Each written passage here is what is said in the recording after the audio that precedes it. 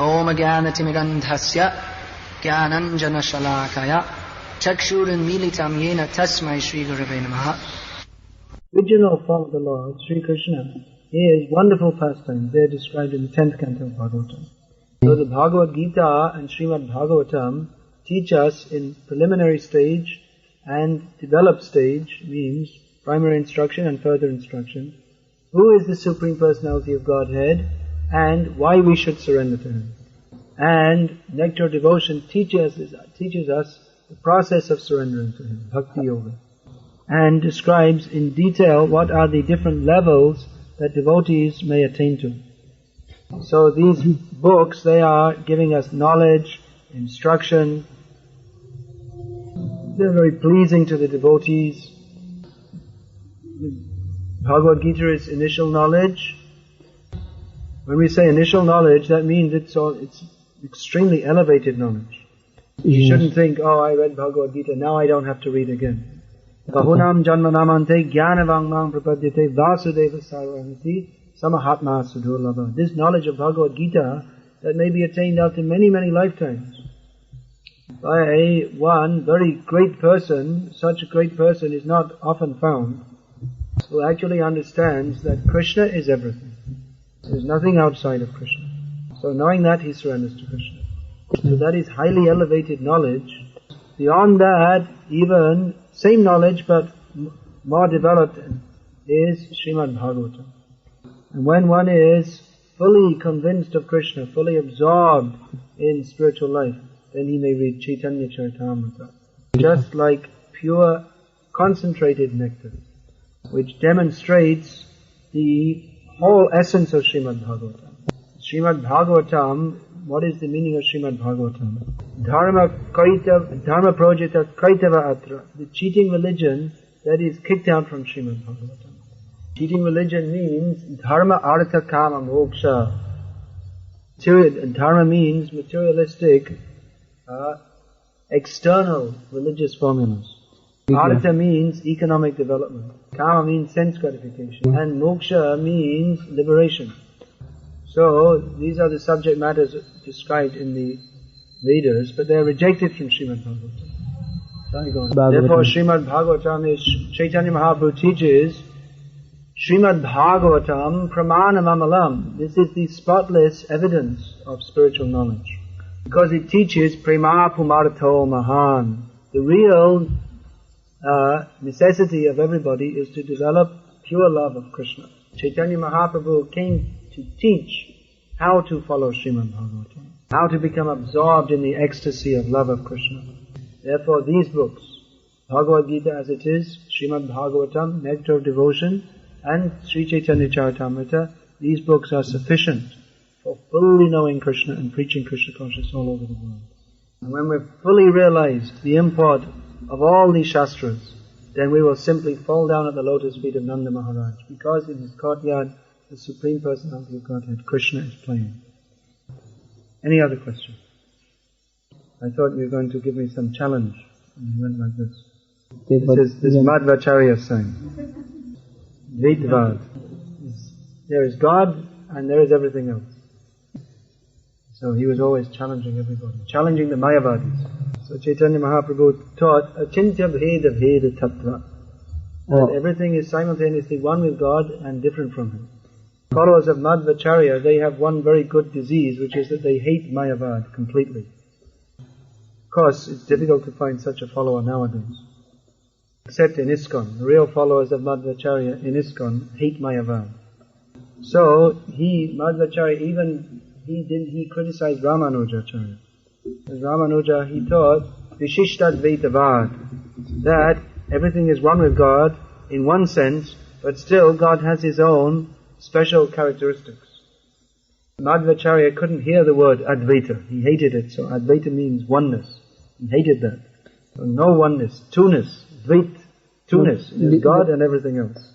Of course, this brings in some philosophy. It's very good to smash Mayavad. We should smash Mayavadis. Sometimes devotees ask, how can we become advanced in Krishna consciousness? One way is to preach against Mayavad. Because according to Padma Puran, anyone who preaches against Mayavad becomes very dear to Lord Vishnu. So this Mayavad idea that God is also under the control of Maya, therefore he gets a big long beard because he's under the control of time, this is all Mayavad. That means they're trying to say that God is like one of us. So we should preach, give the clear conception of God. Tell people that God is a young cowherd boy, he's the supreme controller of all the manifestations. He's blue and he has a flute. And do you believe that? Yes. Why? Because Shastra says so. Shastra must be correct. So anyway, that Chaitanya Mahaprabhu taught that in one sense God is one with everything, because nothing is separate from God. And if we say that God is not impersonal, then he's incomplete. God is complete, therefore he must be both personal and impersonal. But if you say that his impersonal manifestation is more important than his personal manifestation, then you are a Mayavadi. The personal form of Krishna is much more important than his impersonal manifestation. But still we don't deny his impersonal manifestation. That would be to deny part of Krishna's completeness. But we stand strongly against those who deny Krishna's personality. So Madhvacharya was doing that. 2. Krishna is above. He's above this material manifestation.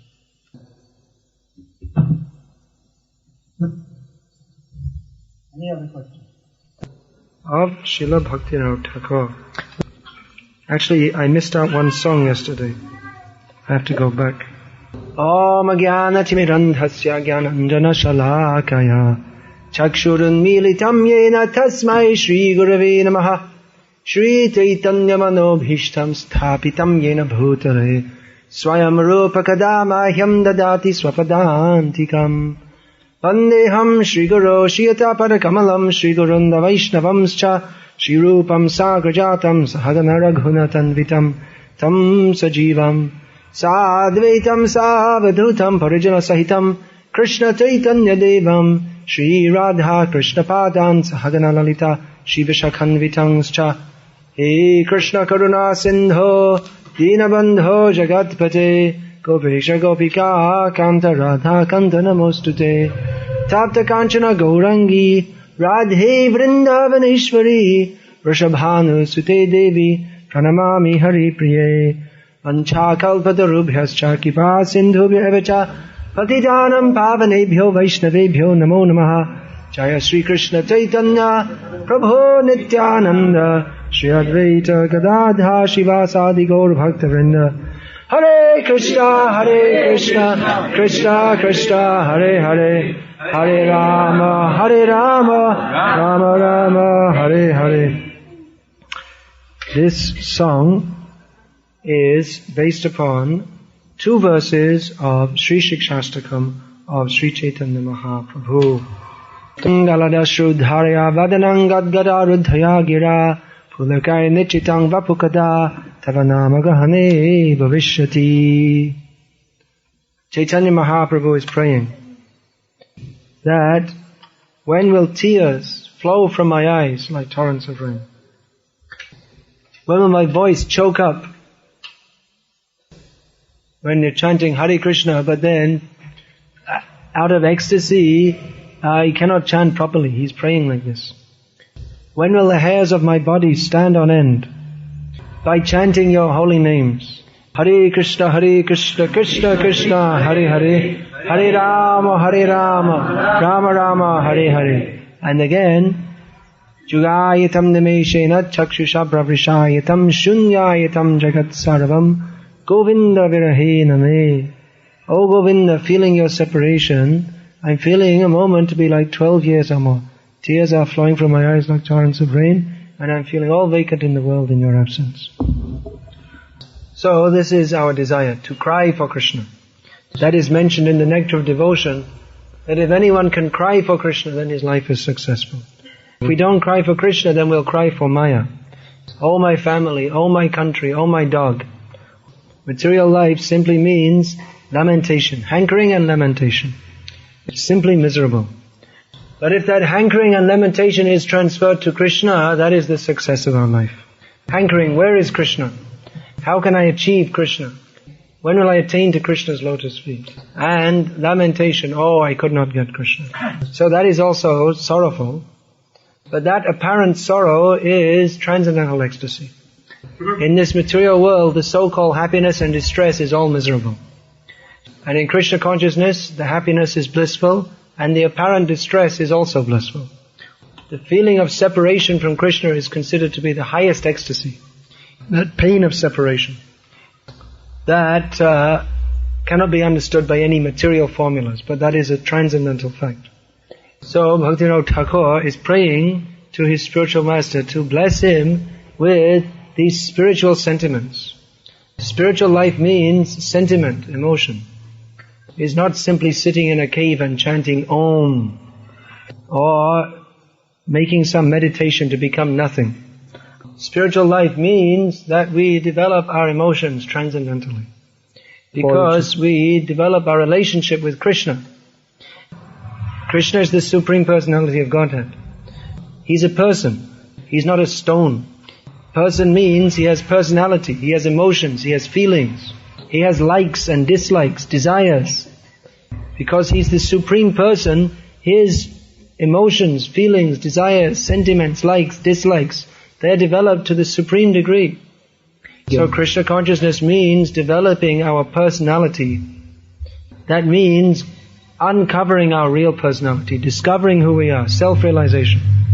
Who are we? We are servants of Krishna. Who is Krishna? He is my very intimate and best friend. Krishna is our best master, friend, child or lover. You see, people in this material world, they get pleasure from friendship, from family, from love. That loving feeling parent has for the child. But that will not last forever. The child will grow old and the parent will also die. But if we have Krishna as our child, then that relationship, that will never change, that is eternal. And he will be the perfect child. He will perfectly reciprocate all our loving feelings. Krishna consciousness therefore means to develop our transcendental sentiments.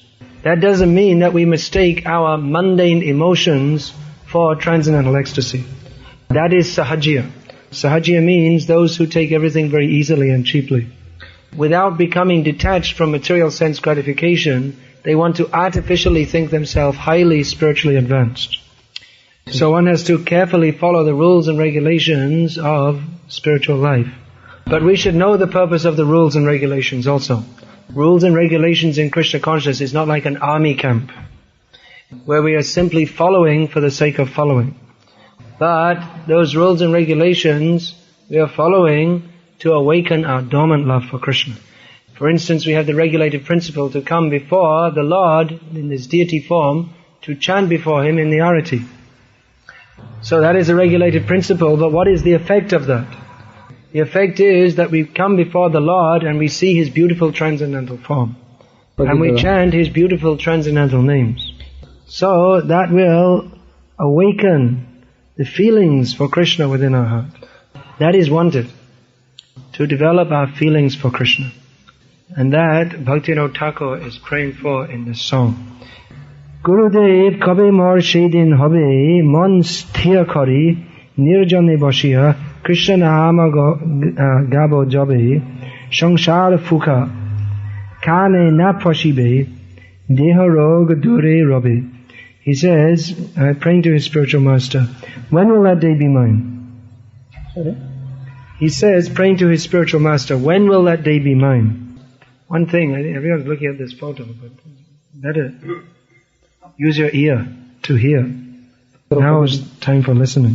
See through your ear. Kabe ma sheidin hobe mon. When will that day be mine? When my mind is fixed still. Now, in this song, Bhaktivinoda Thakur is going to explain the highly developed spiritual emotions. But first he's saying that the mind will have to be fixed. There is no question of higher spiritual emotions unless the mind is fixed firmly on the lotus feet of Krishna. Vyavasayatmika buddhi ekeha kurunandana. This verse is there in Bhagavad Gita, that those people's, their mind can be fixed who they fix on one point only. So Bhaktivinoda Thakur is saying, when my mind will be fixed, then I can sit alone and chant the name of Krishna. This word is used here, nirjan. He is referring to nirjan bhajan. Nirjan bhajan means to go and sit by yourself and chant Hare Krishna. This is not recommended for anybody here in this room, including myself. That is a process for highly advanced devotees. Those who are not highly advanced, if they go away by themselves, then what happens? That I heard Prabhupada say one time in Vrindavan. That if you think you can sit alone and chant Hare Krishna, you'll simply think of women and money and fall down. And even if we are so much advanced, that is not the order of our Acharya. The order of our Acharya, Srila Prabhupada, is to preach Krishna consciousness all over the world. And he said, at the end of life, you can go and live in Vrindavan. At the end of life, you sit in Vrindavan and just chant Hare Krishna, Krishna Krishna, Hare Hare, Hare Ram, Ram Ram, Hare Hare. All day and night. All day and night you chant. There's no night.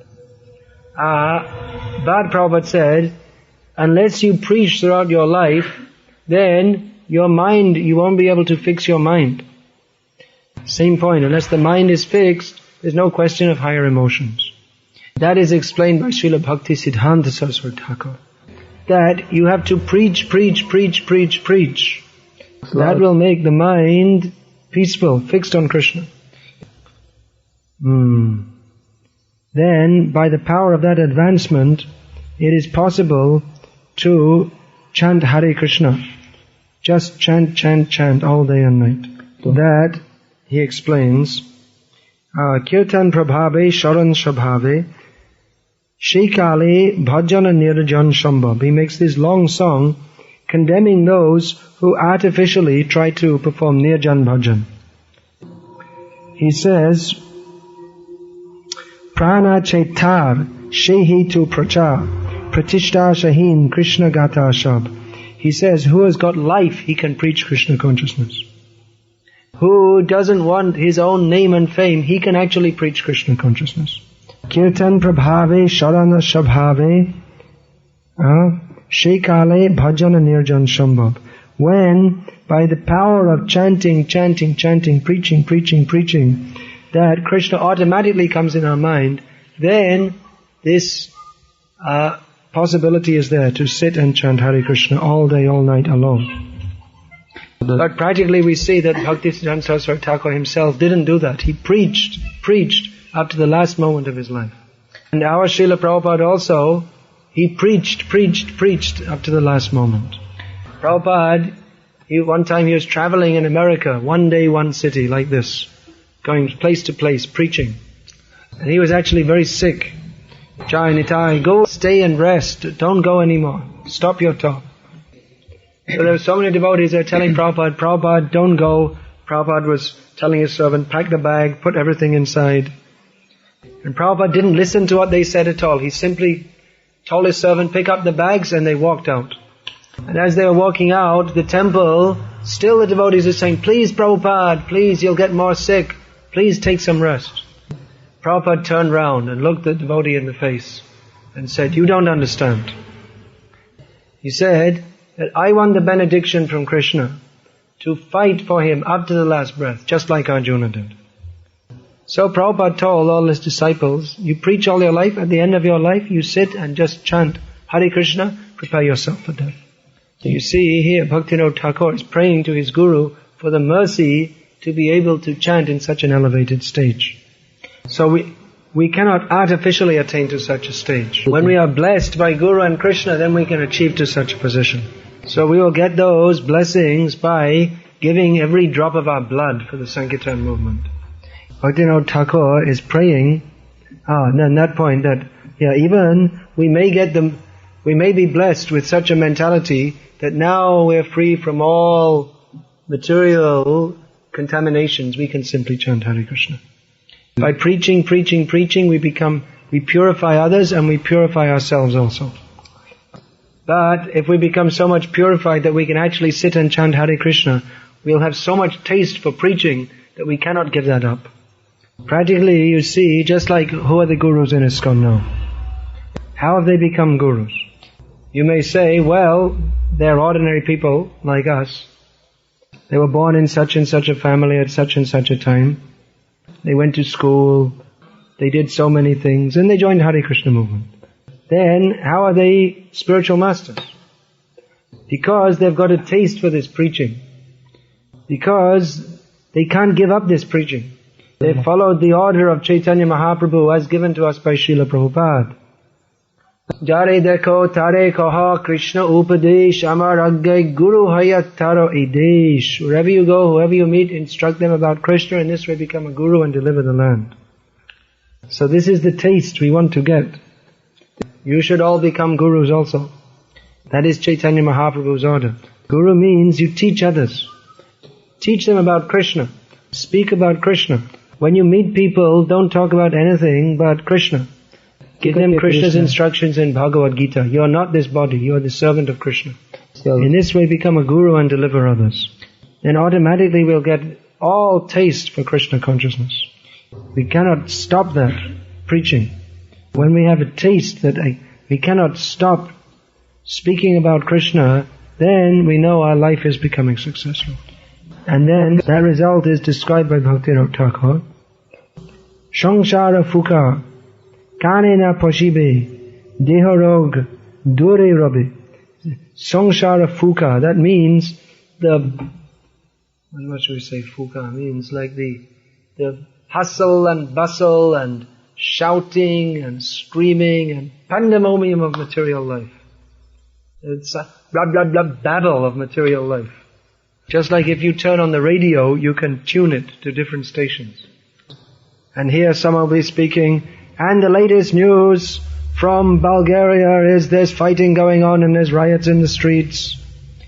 Then you go to another station and people are discussing the relative values of Mozart and Beethoven. And you go to another station and there's ba-bam, ba-bam, ba-bam, I love you baby. And so many radio stations, all someone saying this, that, something else.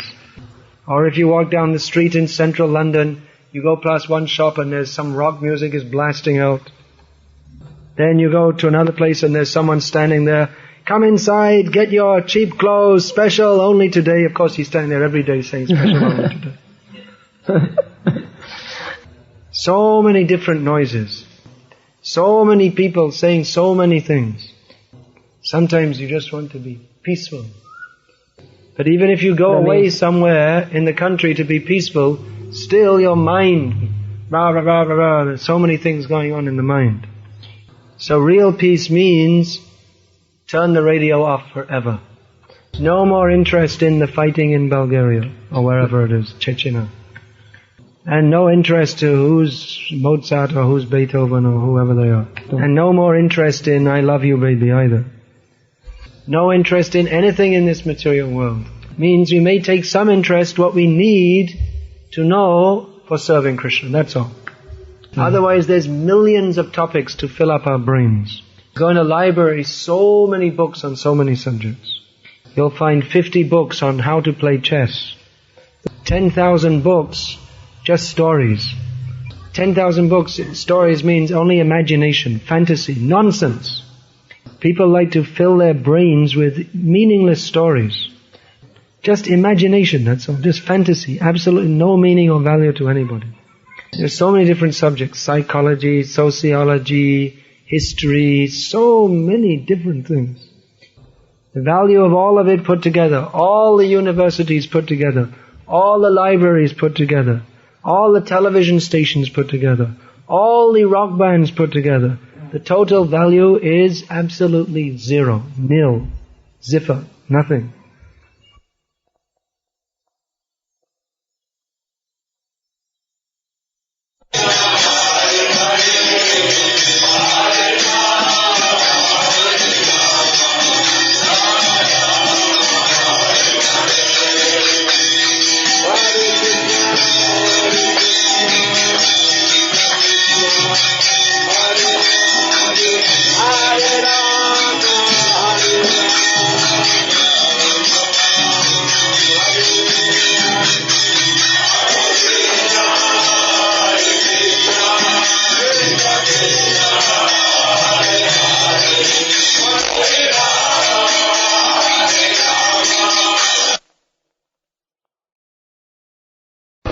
original form of the Lord, Sri Krishna, is wonderful pastimes. They are described in the 10th canto of Bhagavatam. Bhagavad Gita and Srimad Bhagavatam teach us in preliminary stage and developed stage, means primary instruction and further instruction, who is the Supreme Personality of Godhead and why we should. So Bhaktivinoda Thakur wants to turn it off. Bas, finished. No more interest in all this. Now all I'm interested in is serving the lotus feet of Guru and Krishna. That's all. Forget all that nonsense. Then, Deharoga Dure Robi. Deharog means the disease of the body. The real disease is forgetting Krishna. That is manifested as heart disease. This heart disease is very dangerous. Yeah. Which heart disease? Yeah. Does this mean we should have some bypass surgery? You know what that is? Bypass heart surgery. But that won't help the real heart disease. Real heart disease is described in Srimad Bhagavatam. Hrit Kama Roga. Hrit Kama Roga means, Hrit means the heart. Kama means lust. And Rog means disease. So this lusty desires, that is the disease in our heart. Bhaktivinoda Thakur is praying that will be long, long distant away from me. I will leave that far behind. Then Hare Krishna Bali, Gahite Gahite, Nayane Bahibe Law. Then by chanting and chanting Hare Krishna, the eyes will be full of tears. This is wanted, not artificially. It has become a business in India to imitate ecstasy. Artificial ecstasy to make people think that this is a great devotee. Just like some people, they speak on Bhagavatam and their eyes fill with tears. And people think, oh, very great devotee. But why are his eyes filled with tears? Because he has put chili powder in his nose. Just so people will think that he's become a great devotee. So if love of God was so cheap that you could get 10 paisa worth of chili powder and that is the ecstasy, then what is the use? We don't want anything artificial. We should not be sahajiyas. Please note this word very carefully. Because this is a very dangerous syndrome. Artificial ecstasy syndrome. It's like in the hospital they see different kinds of heart disease, different syndromes. And they give it a name. HBP, high blood pressure. So this is AES, Artificial Ecstasy Syndrome. Sometimes we see some devotee, we can see immediately, AES case. AES in Lithuania. Yeah. Or in English it's called pure emotional service. Instead of pure devotional service, pure emotional service. That we don't want. But we do want to come to the standard of pure devotion. That when we chant Hare Krishna, tears will automatically come to our eyes. We want that the temple commander will have to appoint someone. His job is, you have to wipe up the floor after kirtan. All the tears you have to wipe up. That we want. When will that day be? Dehete pulak, udita hoibe, premete korebe bha. That because the heart is filled with such intense love of God that all the hairs on the body stand on end. Goda goda bani, mukhe bahiribe, kapibe sharira mama. Then my body, while speaking, the voice will be choked up, and my body will tremble in ecstasy. Garama muhu muhu, viborna hoibe. Then stambita pralaya sham. That all the time the perspiration will come from the body. The body will become pale. Pale means just like light, very light color, lose its color. Viborna literally means without color. And I will become stunned as if it is about to die. Nishkapate heno dasha kabe hobe niranta namagabo. So this is a very important word he's using. Nishkapat means without any cheating. Means when those symptoms will actually manifest. This is a very important word. Nishkapat. No cheating, no show, no material motive. Sometimes devotees come and they make a show of being a very good devotee, but they have some hidden material motive. They're serving very nicely, but one day they've vanished and the donation box has vanished also. Or they're serving very nicely, but they're thinking, by this Hare Krishna, I can go to America. Then I'll be happy. This is kapattata, cheating. So bhakti should be nishkapat, without any personal motive, no hidden motive. Serve for the sake of serving. And in course of time, the advanced stage will manifest for those who are serious to serve. But naturally for such a devotee, he will always want to chant. Abeshe rahya deha jatra kari, tomara karuna pabo. So being thus absorbed in ecstasy, I will pass my life and in this way attain your mercy. So this is a very interesting word, deha jatra. It means the journey of the body, or in other words, life. The journey of the body is dehinosmin yatha dehe kaumarang yoganang jara tata dehantara praptihi. The journey of the body is childhood, boyhood, youth, old age, death. Birth, growth, maintenance, production of byproducts, dwindling and death. These are the Shadavikara, 6 changes of the body. Birth, there are 2 stages. Birth means 2 stages. Then when the semina mixes with the ovum and they mix, then the child starts to grow within the womb. That position is called garbhastha, within the womb. And when the child comes from the belly of the mother, that is called bhumistha, means he's come out onto the earth. Then the body begins on its journey. And what is the ultimate destination? Bhasmi bhutasya dehasya. This body will end up as ashes. It will be burned. Of course, probably because this is a Catholic country, they mostly probably bury the bodies. So if the body is buried, then it becomes, turns into food for the little insects that come and eat it. Another alternative, just like the Parsis, there's one sect of fire worshippers in India, they're called Parsis. Parsi, they're called Parsi. So they have an interesting system of disposing of the dead body.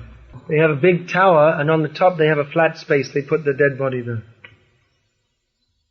There's a big tower, just like in Vilnius there's that big tower, that big radio tower. Yeah. So there's a flat space on top, they put the body up there. And the vultures come and have a feast. Vultures? Shakuni is Sanskrit. That Duryodhana's uncle was also known as Shakuni. Vulture. His character was just like that also. In fact, the vulture was better.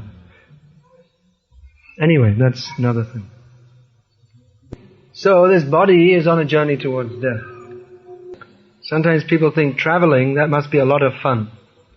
Oh, ISKCON sannyasis, they travel all over the world. Must be a very nice life. Actually, it is a very nice life. To see all the devotees dancing and chanting in different places. But there's no particular pleasure in traveling.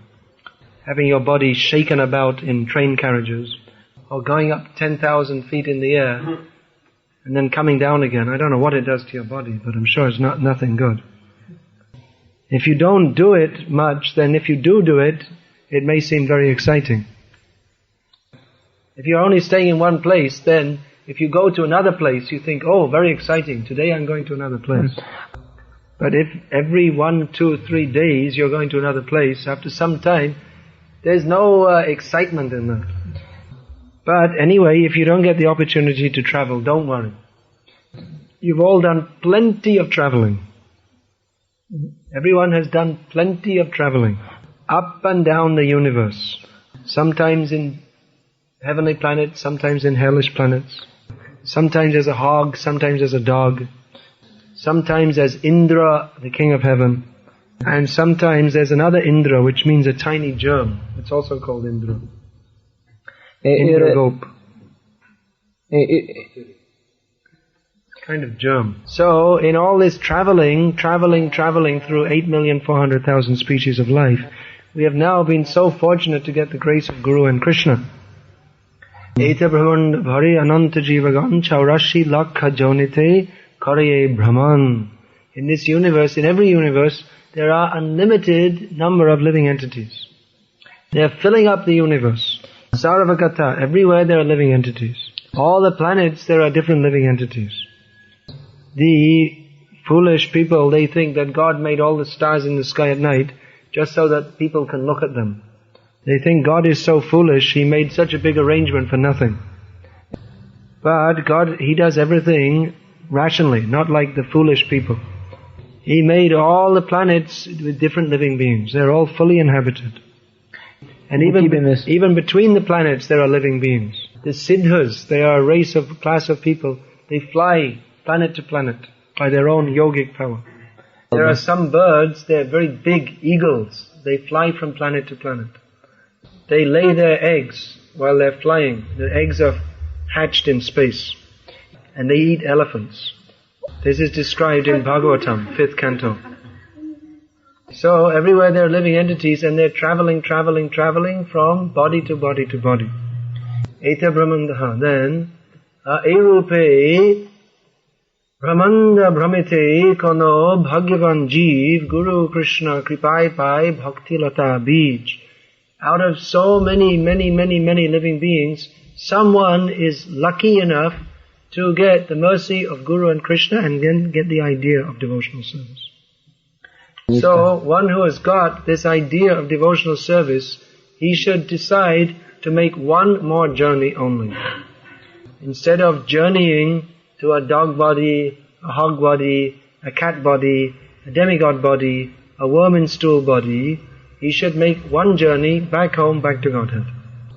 And as we are here now, we should do what we can to bring others with us.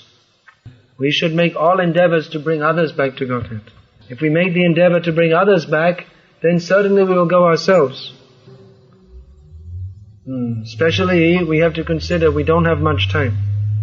This body will not last very long. So yet let us use every ounce of our energy for spreading the Sankirtan movement. Especially those who are young, they've got energy, they should work very hard. Go out, distribute books, chant Hare Krishna, let people know about Krishna. Use every ounce of your energy to serve Krishna. Don't waste any time. Be fully engaged in chanting Hare Krishna and preaching the glories of Sri Krishna. That way you will stay young forever. The body will grow old, that is guaranteed. But if we get this feeling for preaching, then our heart will always stay young. We'll always be fresh. Prana che jar she hetu prachar. We'll go on, we'll feel, I have to preach, I have to speak about Krishna. So let us all cultivate this mood of Krishna Kirtan. Kirtan means to glorify Krishna by chanting His holy names, preaching His glories, distributing His books. This is all Kirtan. And in this Kali Yuga, Kirtan is the way to get the mercy of Sri Krishna Chaitanya Mahaprabhu, who has very kindly appeared here in Kaunas with his brother Nityananda Prabhu. So Chaitanya Mahaprabhu has come here very kindly, now we have to worship Him. Lord Chaitanya Mahaprabhu is worshipped by Sankirtan. Krishna Varnam Tvisha Krishnam Sangopangastra Parshadam Yagyai Sankirtana Prayar Yajantihi Sumedasaha. In this age of Kali, those who have got sufficient brain substance will worship the personality of Godhead, who has appeared in a golden form with His associates, by chanting the holy names of Krishna. Hare Krishna, Krishna Krishna, Hare Hare. Hare Ram, Ram Ram, Hare Hare. And by preaching His glories all day and night in every town and village, every corner of the world. This is the way to become advanced in Krishna consciousness. Do something to please Krishna. Krishna will be pleased by our endeavors to preach His glories. That Prabhupada said. We have given so many lifetimes to Maya. Now just give this one lifetime to Krishna. You will not be the loser. Hare Krishna. Any question? Very often Maitreya is calling Vidura fighter, a soldier. How we can understand it? Yeah, there are two kinds of heroes. Do you want to say in the mic the question, so everyone can hear? So there are two kinds of hero. Yeah.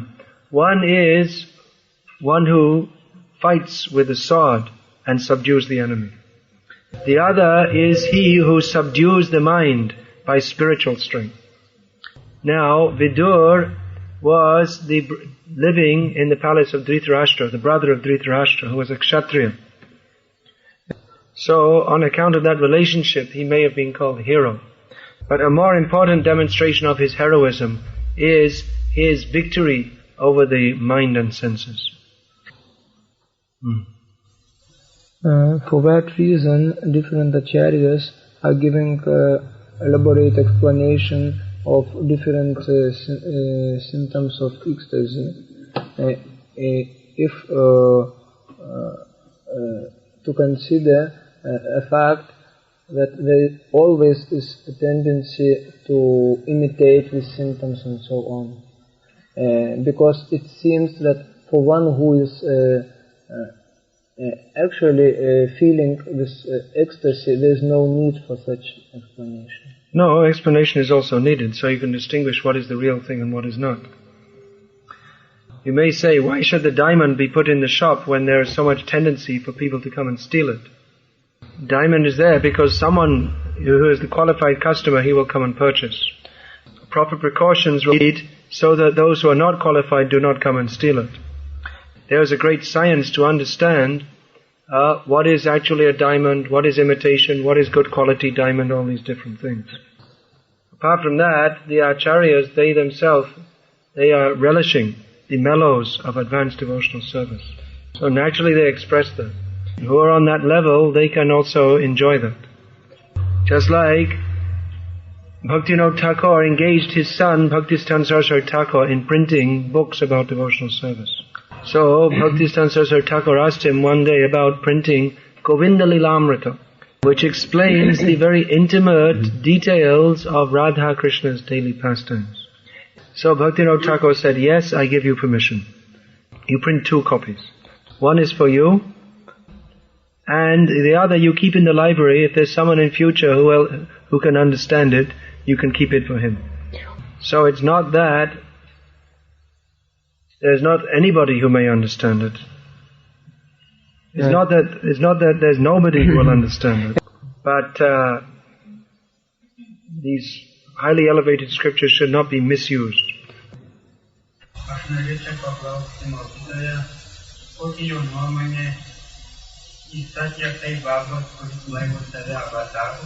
Satya Sai Baba, I don't know what the question is, but he's a rascal. I don't want to talk about him. Thus, finished. Sorry. He's not an avatar. Avatar means one who comes from the spiritual world. He has come to drag people down to hell. He is not God. He's a rascal because he calls himself God. There's many evidences why he's not God. In fact, there's no need, but because people are so foolish, they need some convincing. But one small evidence is that God is the most beautiful, so Sai Baba is ruled out because he's one of the most ugly people ever seen. About a year ago, there was an attempt on so-called this asatya, mithya Sai Baba's life. Some people tried to kill him. They came with knives. So he ran inside his room, locked the door and rang the alarm bell. He was sitting in the room trembling. So what kind of God is that? If you want to think he's God, you're welcome. If you want to think he's God, you are welcome. There's plenty of space in hell, so you can also take one of them. Because it is extremely sinful to accept a rascal who is not God as God. And those who do so, they must suffer for their sinful. Please study the books of Srila Prabhupada. Try to understand who is God scientifically. You read this book from beginning to end, and if you read it with a cool head, then you should understand actually who is God. Not from sentiment, not from dogmatism, but from clear, proper understanding. People say so many things are God. Why Sai Baba? There are dozens of people in India calling themselves God. Dozens of rascals. Some people say that everyone is God. Some people say there is no God. Some people say that God is an old man with a long beard who cooks bread. And if you go to heaven, you'll grow some wings and go to God's big bread factory. So, for the first time in history of the Western world, real information is being given who is God. If you want to know who is God, here is His picture. This is God. This is exactly what God looks like. He doesn't have all fuzzy hair around His head. He doesn't have all this hair all around like this. He doesn't have an ugly face. He's the most beautiful. And if you don't want to accept Krishna just on my word, why should you after all? If you don't want to accept what I say, then you study this book and understand. We have so many books, not imaginary books. These books are given by Vikasa, who is the greatest authority on spiritual knowledge ever. He has presented all material knowledge and all spiritual knowledge with all philosophy, all reasoning as to cause and effect. And Vyasadev's verdict is accepted by all the great spiritual authorities throughout time. And nowhere in all Vedas, Puranas, Mahabharata, Ramayana, Bhagavad Gita, Vedanta Sutra, Upanishads, Bible, Quran, not one place will you find that it is said that Sai Baba is God. Everywhere you will find it is established that Krishna is God. So we are not such fools that we accept some cheap magician. We accept who is real God, who is creating, maintaining and destroying millions and millions of universes simply by His wish. This is God. You should understand who God is properly. He is thanking you for your elaborate answer, and he makes assurance that he is not a follower of Satya Sai Baba, and he is not thought that Satya Sai Baba is Avatara. He just asked to know what is the reasoning. Yes. Yes. So please study these books. Otherwise, there may be so many doubts. Naturally, pious people are attracted to Krishna consciousness. Pious people are attracted to this chanting, to the prasadam, to the devotees. But to solidify our understanding of Krishna consciousness, we should study these books. He's asking, could you please tell us something about yourself and that does the word Vikasa means also? Vikas means expansion or development. About myself, well, Jogata Bichare Kichu Nahi Pai Tomara Karunasha. That we sung the other day. That Gurudev Kripa Bindu Diya. That if you examine, you'll find there's nothing there, but if there is anything there, that's all Prabhupada's mercy, that's all.